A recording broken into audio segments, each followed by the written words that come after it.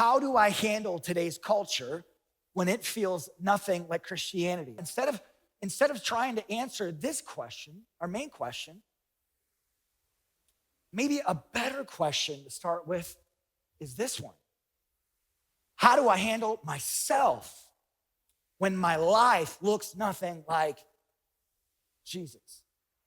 How do I handle like me when my life, my words, my actions look nothing like Jesus? I don't know about you. I don't like this question. I'm like, no, Pastor, why don't you go back to the question that we voted on and stay with that? I don't like this question.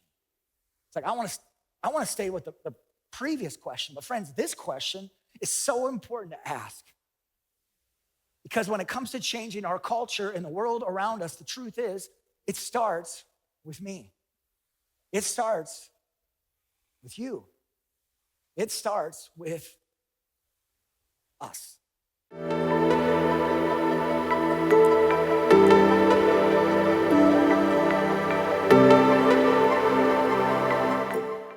Today across campuses, it's one of our favorite Sundays of the year. It is Baptism Sunday.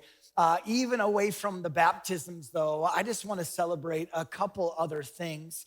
Over the last month or so, we've had close to 700 people raise their hand and say yes to following Jesus. How awesome is that? Yeah, we can put it up for that. The stories coming in with these hand raises has been incredible. Even in my own life, different family members and friends that God is working in has left me even personally in awe.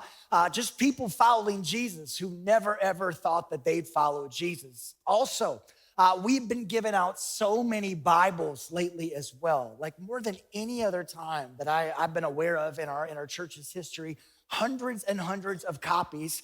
To the point that recently I had a staff person, and this is not a joke, I had a staff person come up to me and say, hey, Adam, I love that you often encourage people to get a Bible from us after the service, but can we maybe kind of reel that in just for a little bit because it's costing us thousands of dollars and we just don't have it in the budget. Well, that made me curious. I was like, is it thousands and thousands of dollars? Like, I'd love to know about that. Well, between the Bibles that we give out on Sundays, between the action Bibles that we give out to kids on Bible Party Sunday, the Gospels of John that we printed up for the last message series, in the last 12 months or so, we have spent over $35,000 on Bibles alone. Yeah, that's awesome. To put it lightly, that is so far over our budget. Like, honestly, we're just fully trusting God to cover this cost. But here's the deal, though. We are going to keep giving out Bibles to anyone who needs a Bible. We're going to give them out, not even to people who need one, just a person who wants a Bible. And honestly, as a church, I think we don't really have an option with that. I think it's just what the church does. And friends, this is not the reason that I share these two celebrations, but if you ever wonder why your giving matters, why my giving matters, it's these Bibles. Why does it matter? It's these 682 people who have raised their hand recently and given their lives to Christ. It's all the baptisms that are taking place across campuses today. And so just want to celebrate that with you. Once again, though, to every single one of you, specifically that person out there who just can't believe you're in church right now, just know that we are honored that you specifically have come. Okay? Well, right now, we are in a series called Good Question. Good Question, looking at some of the big, hard, honest questions that we often have to wrestle with when it comes to God, when it comes to faith, when it comes to our lives as a whole. And to do this series, back in March, we emailed out the survey. We also posted it on our socials. And it was a survey that listed out 15 different questions. And we just asked, which question are you personally wrestling with yourself? Like, what question or two are you personally wrestling with? Well, only second to the question that we looked at last week was this question right here. How do I handle today's culture when it feels nothing like Christianity? Again, how do I handle today's culture when it looks nothing like Christianity? Okay, so that's our question. Now, before we even try to answer this question, though, I first need to acknowledge that it's not too difficult to see that culture is very different from Christianity and God's ideal for our lives. No joke, my first plan today was just to explain culture. My plan was just to read the lyrics from the current top 5 songs on the charts, but I literally couldn't read any of the lyrics in church. None of them, because I didn't want my Grandma Dolly to roll over in her grave. And so I just wanted Grandma Dolly to stay in peace. So I'm not gonna do that. And so to explain the difference, our culture, it preaches instant gratification and doing whatever feels good. Sex, porn, living together before you're married, shopping, credit cards, scrolling on your phone, where Jesus tells us to die to ourselves and to find life in him.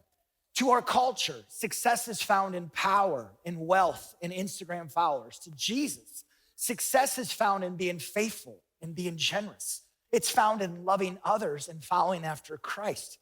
Our culture, it tells us that our identity is whatever we feel, where Jesus says, no, it's actually not whatever we feel. Instead, our identity, it comes from him and him alone. Our culture tells us to hold on to grudges and to publicly destroy our enemies, where Jesus tells us to forgive those who have wronged us and to love our enemies. Our culture tells us to avoid pain at all costs, do anything to avoid pain. Drink it away, numb it away, where Jesus, he tells us that God can actually redeem our pain and he can use it to grow us and also to mature us. Okay, so knowing that our culture is different from Christianity, I wanna reread our question for today. How do I handle today's culture when it feels nothing like Christianity? Okay, now when it comes to actually answering this question, I would argue that often as Christians, our immediate knee-jerk reaction is to call it out, right? Like to call out our culture. It's like our world, it's going to hell. And so we share a bunch of angry news articles on our Facebook wall. And if you don't like these articles, then you can unfollow me. Sound familiar? We're quick to point fingers and highlight where our culture is going off the rails. And we start boycotting certain stores, and we find even more bumper stickers for the back of our car. And we do all of this in an effort to fight back and to call out the crap in our culture. But I just gotta ask, is it working? Is it working? And maybe even a better question, is this the best approach? A few months back, I came home from work one day and I was just grumpy, okay? I was tired after a long day at work, and so I came in my house, I'm angry, I'm stressed. I immediately start cleaning the house, which is what I do when I'm stressed. To all you wives out there, this sounds like a great person to be married to. I promise it's not. It's actually a horrible thing. And so I start cleaning. I tell the kids, get rid of your stuff, put it away. I tell my youngest son, who's a 4th grader, to put away his toys. Did I mention I was just a little grumpy? Well, my other kids, they started doing things. My youngest son, though, he didn't listen to me. And so I got even more frustrated until, like an angry old man, I shouted, Anderson, you need to listen to your dad and put away your toys. He's like, I am the man of this house. Well, Anderson got up, started picking up his toys. Then he pointed at me and he said, Dad, that's evil. Your words are evil. I'm like, oh my gosh. And he was being dead serious. You see, in looking back, what I think my son was trying to say is, Dad, you might want to start with you. Yeah, cleaning up, Dad. I'm glad you brought cleaning up. You need to do some cleaning up. You need to clean up your attitude. Basically, he was calling me out on my crap.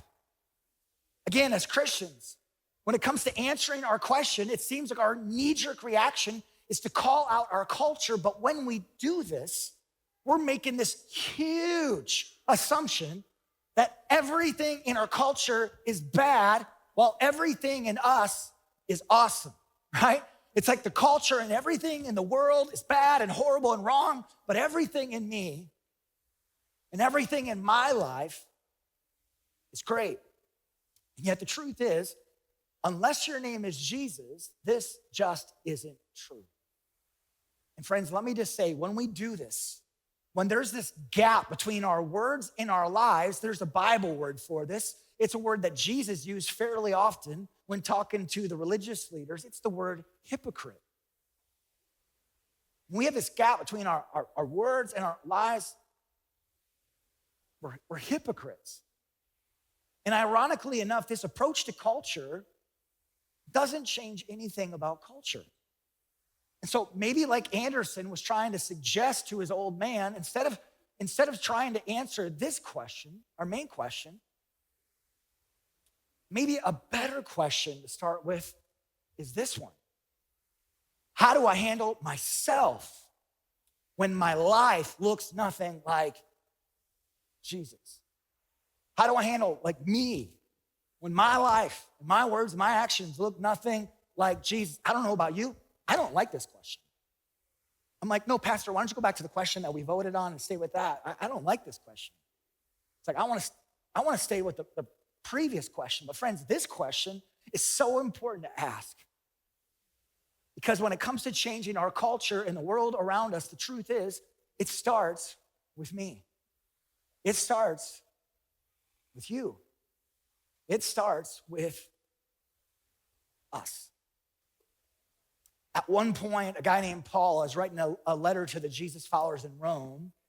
And Paul says this to them. He says, don't copy the behavior and customs of this world, but let God transform you into a new person by changing the way you think. Then you will learn to know God's will for you, which is good and pleasing and perfect. Notice that Paul doesn't tell us to yell and to shout at the world around us. Instead, what does he say? Let God transform you into a new person. Friends, if you've been following Jesus for years, maybe decades, or maybe you just started following him on Easter, which is awesome, the best step for all of us, again, it starts with me. Best step for all of us, let God transform you into a new person. Okay, so how do we do this, though? Like, that sounds really complicated, and Christianity is super complicated, right? It's really, well, thankfully, Paul tells us, how do we do this? By changing the way you think and by knowing God's will for you. How do we do this? Basically, each day by spending time with Jesus, by asking him to change the way that we think, by asking him for his strength, by getting into his word, and actually knowing his will and his plan for us, which is good and pleasing and perfect, which as a result transforms us into a new person. So today, with this more personal question, maybe a starting point is figuring out, where does my life look nothing like Jesus? Like, honestly, where does your life look nothing like his?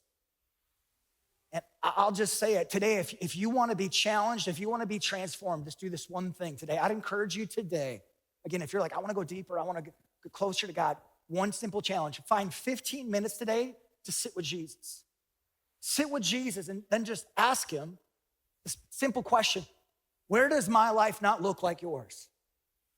If you're like, Pastor, I want to go deeper, like I want to get closer to the heart of God, it's like, oh wow, today, 15 minutes, like today, not next week or some other time. Where does my life look nothing like yours? Just ask him.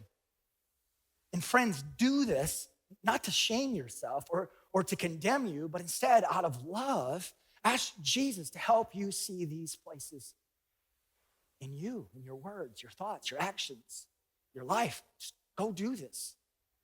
You see, the truth is, if you can figure this out, if you can find the places inside of you that don't look like Jesus, this is a huge step in itself. Like just seeing our need for Jesus is a big deal. And with this, something to know, the longer you've been following Jesus, the harder it can be to see these different areas where you don't look like him. Yet I promise you, they're still there. I don't care how long you've been following Jesus or how long I've been following, they're still there. Again, though, once you see this gap, how can you begin to change? Just like we said, each day, ask God to transform you. Ask God to change the way that you think. Ask God to make you into a new person. Even more practical, tell a friend of yours who loves Jesus that you want to change. Ask a mentor of yours to pray for you. Put some guardrails in your life to keep you from doing the same stupid, foolish things. Put a daily reminder on your phone about the specific area that you're trying to change in. Just take these steps and just know with all of this, it takes discipline. And all of this, it takes hard work.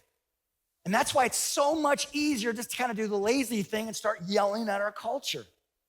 To be so clear, it's by God's strength, not ours, that we're changed. But you and I, we do play a huge, significant role in it taking place as well. Now, friends, each day, when you and I start with ourselves, God begins to transform us. And when it comes to this question, how do I handle myself when my life looks nothing like Jesus? Over time, our lives will slowly begin to look more and more like Jesus. Over time, our lives will slowly be filled with more of God's joy and peace. And over time, we'll become the neighbor that is kind and generous to others. We'll become the coworker and the boss that rarely gossips and is known for our integrity. And our relationships and our marriage and our family will slowly become healthier and look more and more like him. And it's the craziest thing. But when this happens, instead of the culture and world around us shaking their heads at us, instead of them closing their ears and their eyes at because they're just so sick of hearing what we have to say, it's crazy. The culture and world around us will start to take notice. And even more than take a notice, they'll start to take notice and be drawn to the Jesus inside of us. Okay, so now that we answered that more personal question, I want to go back to the original question. How do I handle today's culture when it feels nothing like Christianity? How do I do that? Well, you see, here's the deal. Yes, it starts with us. It starts with you, it starts with me, but also God does want us to transform the culture and world around us. He does. Just listen to these words from Jesus himself. Jesus is with a group of his followers, and he tells them this. He says, "You are the light of the world. A town built on a hill cannot be hidden. Neither do people light a lamp and put it under a bowl. Instead, they put it on its stand, and it gives light to everyone in the house." Goes on to say, Jesus says, "In the same way, let your light shine before others, that they may see your good deeds and glorify your Father in heaven." Just to highlight this, Jesus says, you are the light of the world. You are a light to everyone, not just to you and not just to your family, but everyone around you. Just to get specific, Jesus is talking about your neighbors. He's talking about your classmates, your friend group, your coworkers, your extended family. He's talking about the people in your life that don't look like you, they don't vote like you, they don't live like you. Literally everyone that you cross paths with, including the people at the DMV, okay? Speaking of the DMV, I was just there on Friday for 60 seconds, and I started losing my faith. I was like, I don't know if I do believe in God anymore. I'm just kidding. Jesus is saying, though, you are a light to them. And as a result of seeing your good deeds, as a result of seeing your actions and your decisions, as a result of seeing the way that you actually live, may they be drawn to your Father in heaven. Once again, God wants to transform us. He wants to transform our culture and our world through us. And yet, instead of us yelling or shouting at the world, Jesus says this happens through our good deeds. It happens through our lives. Like, how do you and I handle and change today's culture? To put it simply, it starts through me. It starts through you. It starts through us. Friends, I'll just say it, at least from my experience. If you want to change the world and our culture, it often starts in the simplest, smallest ways. Sometimes in ways that seem so insignificant.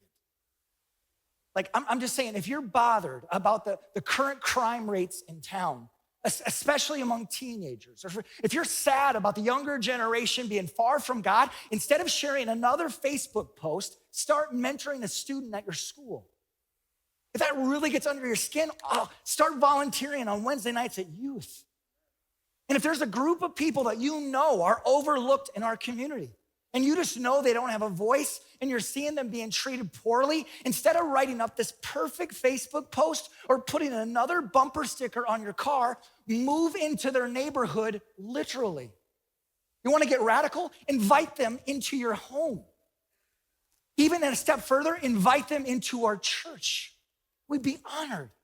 If you care deeply, if it bothers you, it keeps you up at night, people knowing God's word and his promises. If you're passionate about marriage, about parenting, about single moms, if you're concerned about the mental health crisis, if it bothers you that there are so many kids growing up without fathers, once again, instead of us yelling or shouting at the world around us, Jesus says this change happens through our good deeds. As Jesus followers, this change happens through our lives.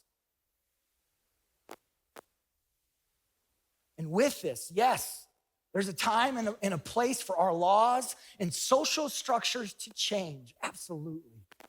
And voting and making changes in policies is critically important, no joke. But as human beings, and specifically as Jesus followers, this seems to be our default. Like if we can just fix something out there, like if we can just create a new law or change a law, if we can just elect the right person, like someone else and something else out there, then I don't really need to do anything myself. And I can just keep posting on Facebook, convincing myself that I'm changing the world when I'm actually not. But when it comes to our question, how do I handle today's culture when it feels nothing like Christianity? Friends, I'm just saying, God seems to have a different approach. Yes, change broken structures. Yes, change governments. Absolutely, but so much more so. His plan starts with you. Starts with me. He wants to transform you and I into new people. How does it take place? It starts through you, through your good deeds, through your decisions, through your actions, through our lives. How do I handle culture? How do I change it? It starts with me. It starts through me. Okay, so earlier I mentioned connecting with God. That was my one challenge today for all of us. Find 15 minutes today. If you're a person who's like, my faith matters to me. Awesome, it does to me too. Find 15 minutes and just ask this question, Jesus, where does my life not look like yours? And I just want to encourage you to do that. And so because I'm encouraging you to do that, I thought I better do it myself. And so early this Wednesday morning, out in my car before my first appointment, I just sat with God and I was just like, God, where does my life not look like yours? And I honestly thought I'd have a few things. I never thought I'd have an entire page front and back. And just so you know, I've been following Jesus for 26 years. I've been a pastor for 18 of those years.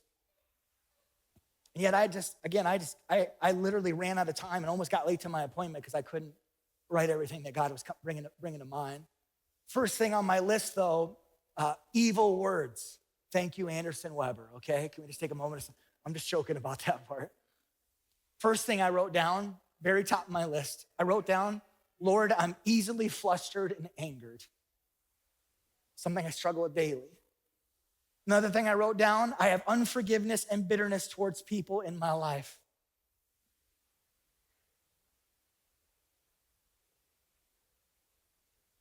Another thing I wrote down, I care too much about how I look, how my house looks, and how everything and everyone in my life looks. Which is extremely shallow and gross, but it's true. So that's me. What about you? What does your list look like? Maybe you'd write down that you struggle with fear or worry. I got both of those on mine. Maybe it's your dating life that looks nothing like Jesus. Every other part does, but your dating life, you just try to gloss over it, hoping God won't notice, even more so hoping you won't notice. Maybe it's a hidden struggle that no one knows about. Maybe it's something from your past that you just keep dragging around with you, even though the forgiveness of God is right there. You just keep lugging it around. Here's what I know, though, friends. Often this stuff on our list is the stuff that keeps us from God. This right here is often when I meet with people and they're like, I just feel like I'm not good enough. It's this list. Like I just have so many places, Pastor, where I'm not like Jesus. I started writing down, and maybe you're just like, Pastor, I have so many, I just feel like I'm constantly falling short and I'm screwing up and I'm just bad at it. And again, often this stuff is what keeps us from Jesus and fully following him. Can I be honest though? On Wednesday morning when I sat in my car, and this has just been true, for me personally, when I look at my list just in seeing it, instead of keeping me away from God, it actually brings me closer to him. When I create this list and I look at it, I just want to run towards Jesus because it's just like, Jesus, I can't do this without you. I can't be the person that I want to be. Jesus, I can't be the friend. I can't be the son or daughter. I can't be the leader. I can't be the spouse. I can't be the parent that you want me to be. And speaking of change in the world, me? Are you kidding, God? Have you seen my list? I can't even consider doing it without you. And so seeing this list and knowing all of your areas where your life and where my life doesn't look like Jesus, my hopes is that it brings us closer to him. You see, here's the deal. Everything on my list and everything on your list is exactly why Jesus came in the first place. You see, Jesus, he doesn't wait for you or me to clean your life up or for you to transform yourself. No, Jesus, he meets us right where we are. He meets us right there. And hear this, when we invite Jesus into our lives, he's the one that transforms us. He's the one that transforms us into a new person. It doesn't happen by us trying harder. And maybe I can just control my temper more, and maybe I just stop being addicted to this. It doesn't happen by us trying harder. Instead, Jesus is the one who does the work. And friends, today, this is what we are celebrating here in this place. Today, across all of our campuses, we started at the beginning of the morning. We had 219 people signed up to take the step and get baptized. 219, can we put it up and celebrate 219? God, we thank you. And to be so clear with these 219 people and some, baptism isn't a sign that they have it all figured out. None of these 219 people are saying, hey, I figured out how to clean my life up. No, it's a sign that they need Jesus, that we need Jesus. It's a sign that they've invited Jesus into their lives, and it's only by him that they can clean up. It's only by him that they can be made new. And so today, I just want to say it that if you're here and you want Jesus in your life, you want Jesus to transform you, or maybe you've recently raised your hand and you've started following Jesus. Maybe you've seen Jesus at work inside you. It's possible you've been following Jesus for years. Regardless of where you are, if this is you, this is a great next step. And friends, even if you're here and you have no intent on getting baptized today, if you've never been baptized, or like me, you were baptized as an infant and you want to reaffirm it as an adult, let's do it. Basically, if you feel a nudge from God and you know that he's speaking to you, take the step and get baptized. Hey everyone, it's Adam from Embrace. If you enjoyed today's message, make sure to subscribe to Embrace's YouTube channel to stay updated. You can also click here to check out other videos. Thanks for watching.